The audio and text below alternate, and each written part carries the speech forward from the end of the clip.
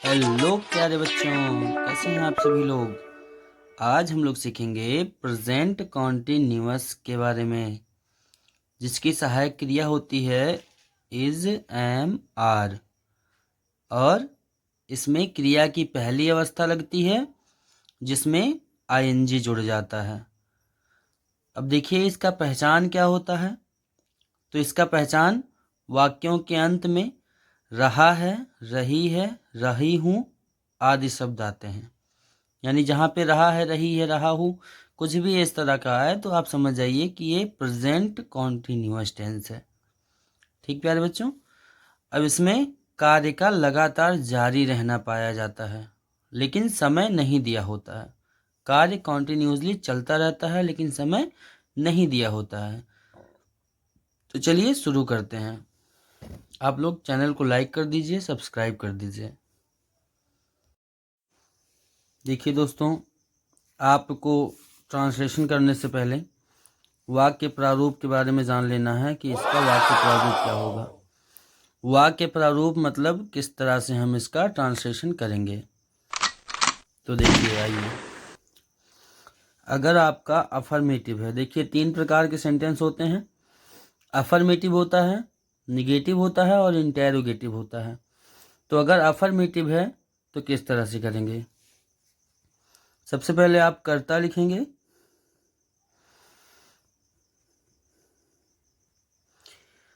कर्ता के बाद आप verb is, am, are, helping verb जो होता है आपका, एच बी मतलब helping verb, is, am, are.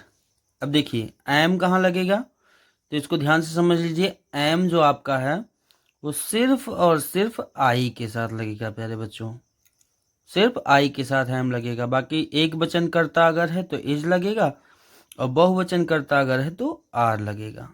ठीक प्यारे बच्चों। उसके बाद आपको वर्ब की फर्स्ट फॉर्म लिखनी है।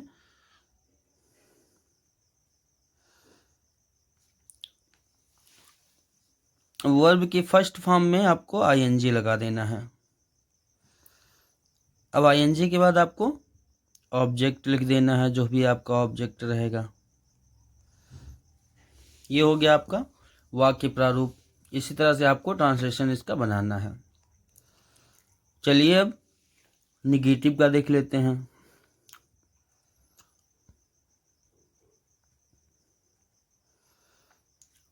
तो निगेटिव का जो होगा आपका, उसमें देखिए सबसे पहले सब्जेक्ट रहेगा। सब्जेक्ट के बाद आपको हेल्पिंग वर्ब लगाना है इज, एम, आर।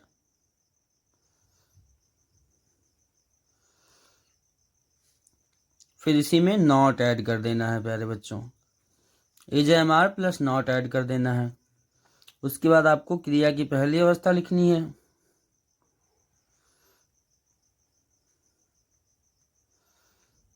क्रिया की पहली अवस्था के बाद आपको लिखना है आईएनजी। अब आईएनजी के बाद आपको क्या कर देना है, ऑब्जेक्ट लिख देना है प्यारे बच्चों।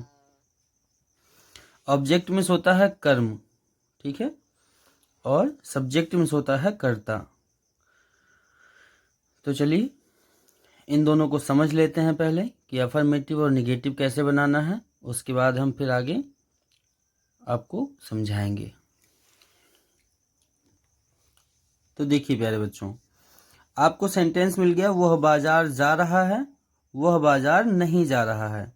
अब ये जो जा रहा है ये सकर्मक है, यानी अफर्मेटिव है, सकारात्मक है। और ये वह बाजार नहीं जा रहा है, ये नकारात्मक है, यानी निगेटिव है। ठीक प्यारे बच्चों। तो इसको देखिए कैसे ट्रांसलेशन बनाएंगे।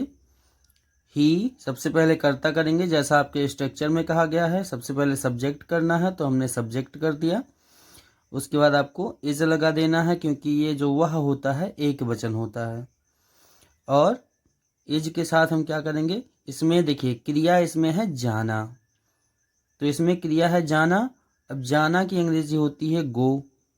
ठीक प्यारे बच्चों। अब इसमें क्या करना है, वर्ब की फर्स्ट फॉर्म करनी है, फर्स्ट फॉर्म के बाद आईएनजी लगाना है। तो हम लोग क्या करेंगे, ING लगा देंगे इसमें, तो हो जाएगा गोइंग। तो ही इज़ गोइंग, अब कहाँ जा रहा है, तो प्यारे बच्चों बाजार जा रहा है। तो बाजार की अंग्रेजी होती है मार्केट। तो अब यहाँ पे हम टू लगा देंगे। अब टू क्यों लगा, तो टू लगा इसलिए क्योंकि ये बाजार एक स्थान था। जब कभी आपका स्थान आएगा तो वहाँ पे टू लग जाएगा, टू मार्केट हो जाएगा। ठीक प्यारे बच्चों, अब उसी को देखिए सेम टू सेम है, निगेटिव में है नकारात्मक में है। तो निगेटिव का स्ट्रक्चर आपका कह रहा है subject is am are plus not. अब इज एम आर के बाद आपको नॉट खाली लगा देना है। तो देखिए कैसे बनेगा, ही इज, यहाँ पे नॉट लग जाएगा, हो जाएगा गोइंग। टू हो गया, मार्केट हो गया। ठीक प्यारे बच्चों, तो ये आपका अफर्मेटिव और नेगेटिव दोनों हो गया। एक सेंटेंस और हम लोग करते हैं अफर्मेटिव का, फिर एक सेंटेंस नेगेटिव का, फिर आपको इंटेरोगेटिव समझा देता हूँ। तो प्यारे बच्चों अफर्मेटिव का एक सेंटेंस और कर देते हैं, फिर आपको एक सेंटेंस दे देंगे, आपको करना रहेगा, करके कमेंट बॉक्स में उसका जवाब लिखना रहेगा। तो देखिए आपको वह अपना पाठ याद कर रहा है, एक सेंटेंस मिल गया अफर्मेटिव का। और मैं पत्र नहीं लिख रहा हूँ, ये सेंटेंस मिल गया आपको निगेटिव का। तो इसका पहले करते हैं, वह अपना पाठ याद कर रहा है। तो देखिए इसमें करता वह है, वह इसमें भी था, तो ही लग जाएगा, सिंपल सी बात है। ही के साथ इज लग जाएगा क्योंकि करता एक वचन है आपका। लर्न में होता है प्यारे बच्चों सीखना या याद करना, तो इसमें ING लग जाएगा, तो हो जाएगा लर्निंग, ही इज लर्निंग। अब देखिए वह अपना पाठ, यानी वह उसका पाठ याद कर रहा है। प्यारे बच्चों समझिएगा, वह उसका पाठ याद कर रहा है, तो यहाँ पे ही इज लर्निंग, अब हो जाएगा हिज, हिज मिस होता है उसका, और लेशन का लेशन हो जाएगा, पाठ का लेशन हो जाएगा। तो ये आपका ट्रांसलेशन बन के कम्प्लीट हो गया, ही इज लर्निंग हिज लेशन। अब यहीं पे देखिए निगेटिव आ गया है, मैं पत्र नहीं लिख रहा हूँ। तो अब देखिए इसको कैसे बनाएंगे, मैं की अंग्रेजी जानते ही हैं आई होता है। ठीक, अब आई के साथ आपको बताया था हमने कि एम लगेगा, आई के साथ एम लगेगा, इसको याद रखना है। तो आई के साथ हम क्या करेंगे, एम लगा देंगे, IM हो जाएगा। नहीं के लिए नॉट लग जाएगा। अब देखिए लिखना की अंग्रेजी, इसमें क्रिया है लिखना, कर्ता जिसके बारे में कुछ बात की जाए और क्रिया कर्ता द्वारा किया जाना, या कर्ता द्वारा जो किया जाता है काम उसे क्रिया कहते हैं। तो इसमें क्रिया है लिखना, तो कर्ता क्या कर रहा है, कर्ता लिख रहा है। ठीक है, जब पूछा जाए क्या लिख रहा है तब वहाँ पे पत्र आएगा। तो I am not, अब राइट हो गया इसमें क्रिया,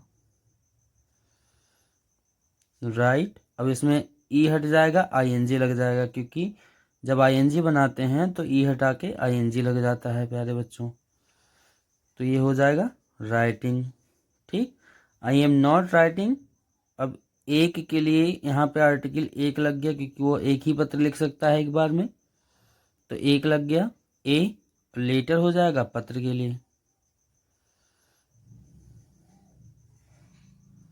ये आपका ट्रांसलेशन बन गया, एक ही रहेगा, क्षमा कीजिएगा, LETTER लेटर। ठीक प्यारे बच्चों, तो अब हम लोग इंटेरोगेटिव के बारे में बात कर लेंगे। तो इंटेरोगेटिव कैसे बनेगा वो भी समझ लेते हैं। तो देखिए प्यारे बच्चों, इंटेरोगेटिव सेंटेंस यानी प्रश्नसूचक वाक्य। अब प्रश्नसूचक वाक्य को आपको करने के लिए सबसे पहले इसका वाक्य प्रारूप जानना जरूरी है।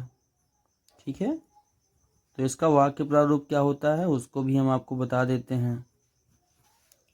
प्रश्नसूचक वाक्य, देखिए इसका वाक्य प्रारूप जो आपका बनेगा वो दो प्रकार का रहेगा। यदि क्या शब्द वाक्य के शुरू में हो तो उसका ट्रांसलेशन कैसे बनेगा, तो देखिए उसका ट्रांसलेशन आपका इज एम आर सबसे पहले लिखा जाएगा। ठीक है, इज एम आर के बाद आपको कर्ता लिखना रहेगा, यानी सब्जेक्ट लिखना रहेगा। सब्जेक्ट के बाद आपको क्रिया की पहली अवस्था लिखनी रहेगी, ठीक है। वर्ब की फर्स्ट फॉर्म लिखनी रहेगी और फर्स्ट फॉर्म के बाद आपको उसमें आईएनजी ऐड कर देना रहेगा और ऑब्जेक्ट लिख देना रहेगा प्यारे बच्चों। और फिर क्वेश्चन मार्क बिल्कुल नहीं भूलना है, क्योंकि इंटेरोगेटिव में अगर क्वेश्चन मार्क नहीं है तो आपका पूरा ट्रांसलेशन खराब हो जाएगा, गलत हो जाएगा। दूसरा है, यदि क्या, क्यों, कब, कहाँ, कैसे आपके वाक्य के बीच में आता है तो उसका ट्रांसलेशन कैसे बनेगा उसको भी समझ लीजिए। तो क्या, क्यों, कब, कहाँ, कैसे जो आपका ये शब्द है ये एक क्वेश्चन वर्ड है। क्या है? क्वेश्चन वर्ड है।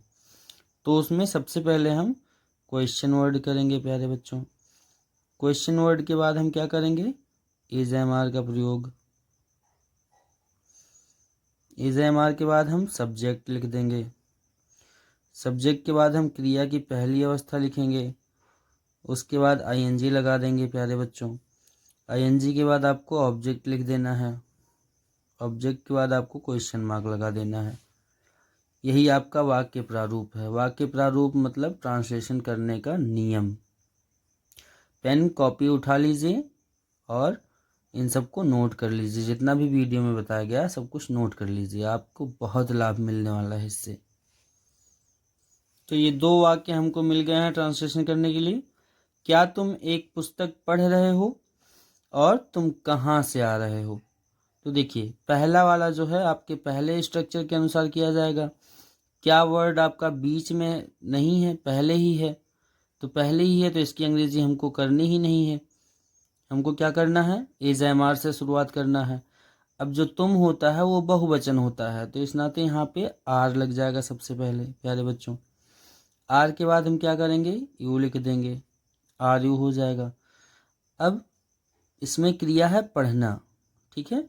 तो पढ़ना की अंग्रेजी होती है रीड, और इसमें आईएनजी लग जाएगा प्यारे बच्चों तो हो जाएगा रीडिंग, ठीक है। Are you reading. एक पुस्तक, सब्जेक्ट और ऑब्जेक्ट दोनों समझते रहिए। ये सब्जेक्ट है और ये ऑब्जेक्ट है। तो ऑब्जेक्ट आपका है एक पुस्तक, तो ये बुक कर देंगे प्यारे बच्चों। बहुत ही आसान है, आप एक सेकंड में इसको सीख जाएंगे, 1 मिनट में सीख जाएंगे। क्षमा कीजिएगा, 1 सेकंड में तो आप पलक ही झपका पाएंगे खाली। तो 1 सेकंड में नहीं, 1 मिनट में आप सीख जाएंगे। बस ध्यान से इसको देख लीजिए। तुम कहाँ से आ रहे हो? बहुत बार सब लोग पूछ लेते हैं, भैया गए थे, तुम कहाँ से आ रहे हो बताओ जल्दी से। तो उसका ट्रांसलेशन क्या बनेगा? कहाँ वर्ड देखिए बीच में है, यानी क्वेश्चन वर्ड बीच में है, तो इसको सबसे पहले करना है वेयर हो जाएगा। अब वेयर के बाद आप क्या करेंगे? आर लगा देंगे, क्योंकि तुम यहाँ पे भी है तो आर लग गया। तुम के लिए यू कर देंगे। आने की अंग्रेजी होती है कम, ठीक है। तो इसमें आईएनजी लग जाएगा तो हो जाएगा कमिंग, ठीक प्यारे बच्चों। COME कम होता है, लेकिन जब आईएनजी बनाते हैं तो ई हट जाता है, ठीक है। इसको समझ लीजिए। 2 सेंटेंस आपको और समझा देते हैं ताकि एकदम कंठस्थ हो जाए, दोबारा किसी की वीडियो ना देखनी पड़े। और 2 सेंटेंस आपको देंगे करने के लिए, उसको आप ट्रांसलेशन में कमेंट बॉक्स में करके ट्रांसलेशन उसका दिखाइएगा। तो देखिए ये आपका 2 सेंटेंस मिल गया। क्या वह पढ़ रहा है और क्या मैं एक पत्र लिख रहा हूँ। तो क्या वह पढ़ रहा है क्या के का क्या हो जाएगा? इज ही, READING, रीडिंग हो जाएगा प्यारे बच्चों। इज ही रीडिंग यानी क्या वह पढ़ रहा है। इसी की जगह पे अगर होता वह क्या पढ़ रहा है, तो इसके लिए हो जाता व्हाट इज ही रीडिंग। ध्यान से समझिएगा प्यारे बच्चों, क्योंकि ये बहुत ही इंपॉर्टेंट होता है। बहुत लोग इसमें परेशान हो जाते हैं, नहीं समझ में आता है। क्या मैं एक पत्र लिख रहा हूँ, तो ये क्या हो जाएगा? इसमें एम हो जाएगा। हमने क्या कहा था कि जब आई रहेगा पर्टिकुलर आई के साथ केवल एम का प्रयोग होता है, ठीक प्यारे बच्चों, केवल आई के साथ एम का प्रयोग होता है। तो यहाँ पे मैं हूँ तो मैं की अंग्रेजी होती है आई, तो आई के साथ एम का प्रयोग हो गया, एम आई। पत्र लिख रहा हूँ, राइटिंग हो जाएगा। एक पत्र लिख रहा हूँ, ए लेटर हो जाएगा प्यारे बच्चों, ठीक। अब आपको 2 सेंटेंस लिखने हैं जिसका ट्रांसलेशन कमेंट बॉक्स में करना है। जल्दी से लिख लीजिए और लाइक कर दीजिए, शेयर कर दीजिए, सब्सक्राइब कर दीजिए। तो ये आपके 2 सेंटेंस हैं। मोर जंगल में नाच रहा है और मैं प्रतीक्षा नहीं कर रहा हूँ। इसका ट्रांसलेशन आप फटाक से करके दिखाइए। और एक बात समझ लीजिए, अगर इंटेरोगेटिव निगेटिव रहेगा तो सब्जेक्ट के बाद नॉट लग जाएगा प्यारे बच्चों, हमेशा याद रखिएगा, सब्जेक्ट के बाद ही नॉट लगेगा। ऐसा नहीं है कि सहायक क्रिया के बाद नॉट लग जाएगा, सब्जेक्ट के बाद नॉट लगेगा प्यारे बच्चों। इस चीज़ को आप समझ के रखिएगा। आशा करते हैं कि आपको वीडियो पसंद आई होगी। गुड नाइट, शुभ प्रभात, शुभ संध्या, शुभ दोपहर। आप जब भी देख रहे हैं तब के लिए धन्यवाद। जय हिंद, जय भारत।